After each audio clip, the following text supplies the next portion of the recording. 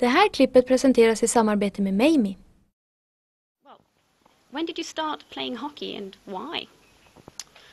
I started when I was 6 years old. My brother started the year before, and I didn't really like it, so I hung out at the rink all year with my parents, and my brother was playing, and finally decided I should start playing, and just kind of started playing and loved it ever since.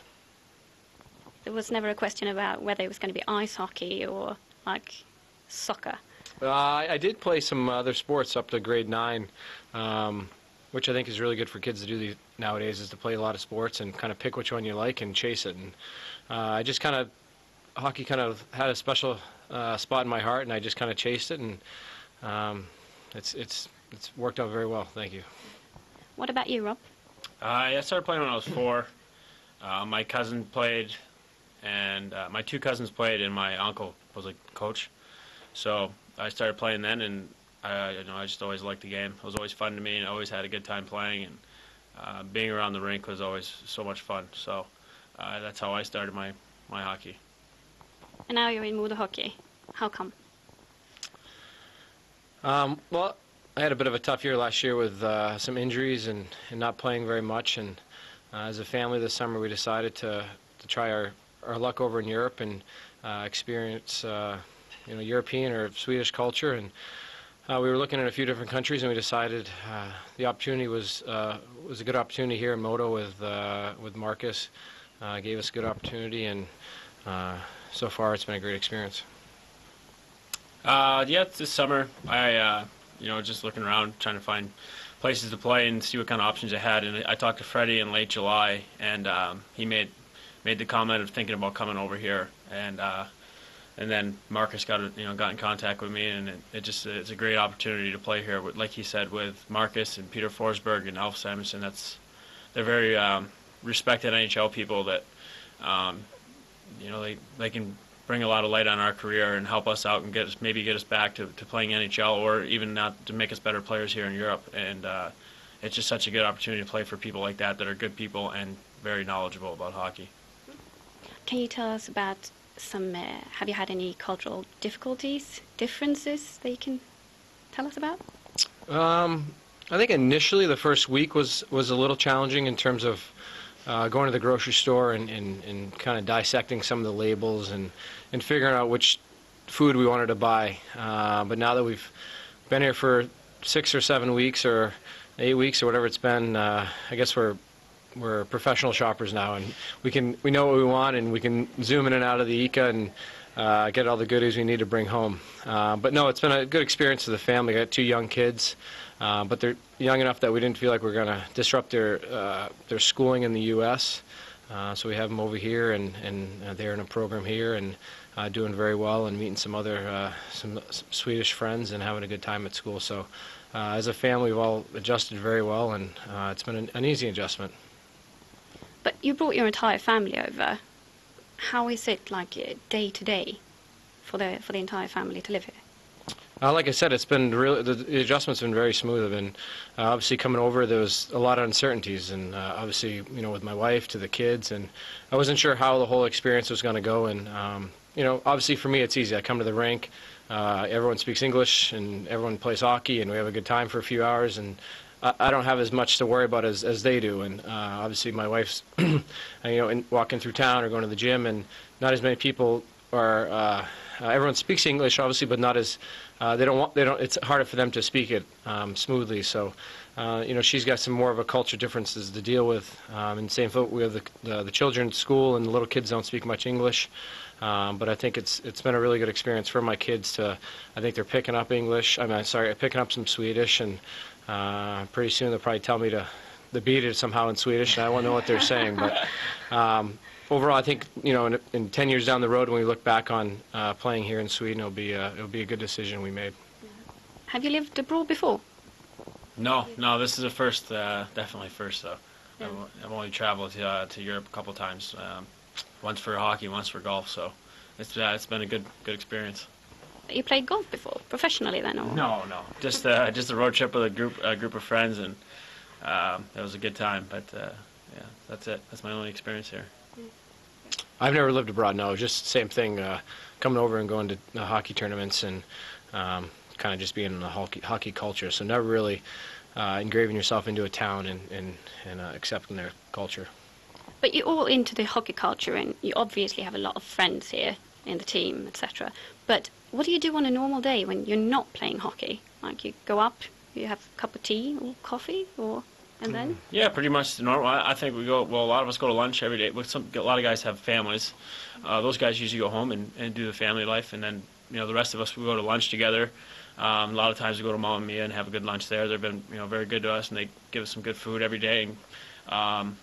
And then we go home and just kind of do your thing. Sometimes 4 or 5 guys will hang out and play video games or do whatever. And I usually stop at the coffee house once a day for a good cup of coffee. That's go there, and then it's pretty. But hockey takes up so much of your life. You're tired after practice, so a lot of times you're not in the mood to really do anything. Anyways, you just kind of go and rest and watch TV or play video games.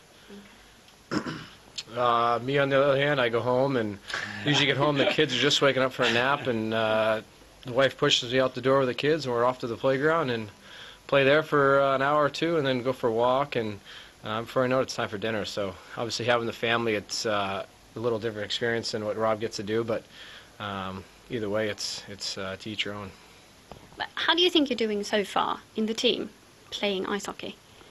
I think as a team, obviously we've done okay. We obviously have a lot of steps to take, and I think we're going to take those steps. It's it's been a bit of a learning process. There's a lot of new guys that are here this year, new coach. Marcus is first year as a GM and making decisions in different things. So it's been a bit of a learning curve for everyone. Obviously, we all love to be undefeated right now, but that's not the case. We all know we need to work harder and play better, and hopefully that starts tomorrow night. Do you both get nervous before a big game? No, I think as you get older, you kind of learn how to go about a season. Every game you come with a preparation, game plan, and how you're going to get ready for the game and how you're going to play the game. So it's not nerves; it's more just getting yourself ready. There's a little. Do you have all these kinds of tics that you do before? I don't have so much. I'm more of a free spirit. I like to just come to the rink and have fun with the guys and get ready. Just relax and go out and have fun on the ice and play the game I love. And there's other guys that have structure. They do a lot of different warm-ups or stuff like that. But I come in and just play soccer and then go out and try to score goals. What about you?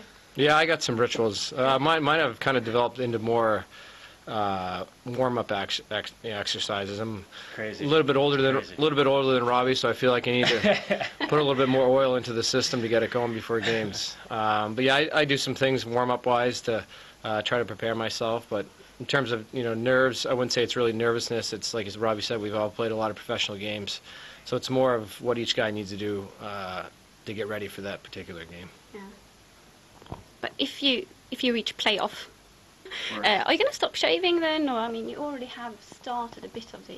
Do you think I should just grow it through the playoffs, or do you think I should shave? Well, that appears to be a tradition here.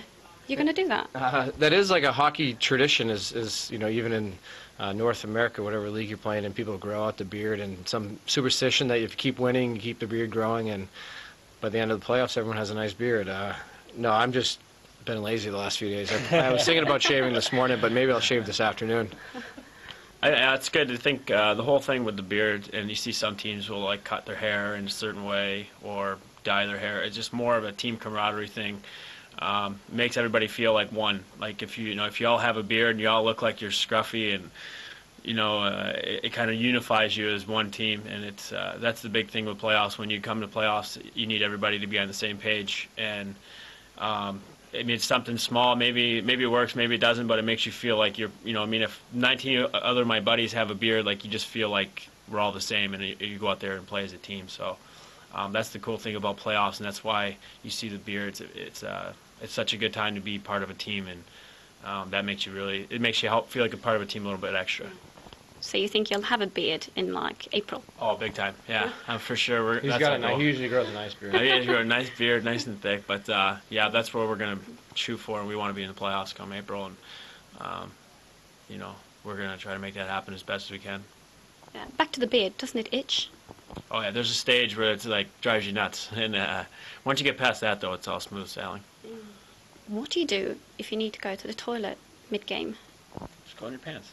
No. Just go right on the bench.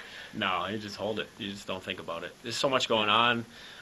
You know, it's no different if you just don't have the opportunity when you're walking around town or something to go to the bathroom. You just hold it. I mean, on the bench, you just. I mean, I think if there's a situation where you really had to go to the bathroom, you can walk down the runway and use the facilities in some barns, but usually in between periods, I guess you go to the bathroom, or like Robbie said, you hold it to the. To the next. You just make sure you're prepared. Prepared, yeah. Okay. It's like a long road trip, you know. You want to go before you leave the door. You don't have to drive, 10 miles or 10 kilometers and have to go to the bathroom. So it's on the similar. Except for the actual sort of playing ice hockey, etc. What have you learned from the guys on the team? Hedor. Learn a few Swedish phrases. Is that what you're asking? Well, Swedish phrases, who your arch enemies are, etc. I'm still trying to learn. I know there's only 12 other teams in the league, but still trying to learn the names of the teams and the guys that are on the team. I think that will come in a few more weeks, hopefully. But I think just you learn a little Swedish along the way. You're hoping to learn, and like saying, you learn the different teams and the different cities that we're going to be playing in. Yeah, I learned, soccer is a big thing for me. I'm learning how to play soccer. These guys, Europeans, are always better at soccer than us North Americans. And, that's one thing I've been learning, how to play with these guys. We play before every game. We play a game called two-touch. So, What's that? So you only touch the ball twice, and then, so if I kick it twice, then I kick it at you, and it hits you, and you don't play it again, you're out. So you have a big circle, and then you keep going until everyone's out, the last guy in wins. So it's like a little game to get warmed up, but also it's fun, a little team game. And like I said, the Europeans are usually a lot better than us North Americans. Well, you have a rather unusual surname. I do? Well, Schremp. Yeah. Yeah. German. Oh, it's German. Yeah, it's German. Yeah. So my mother, her maiden name is Eichmann, so we're a big German family. Were you ever called Shrimp when you were younger? Oh yeah, all the time. I get it all the time. It's people try to chirp me by saying that, but it's pretty funny by now.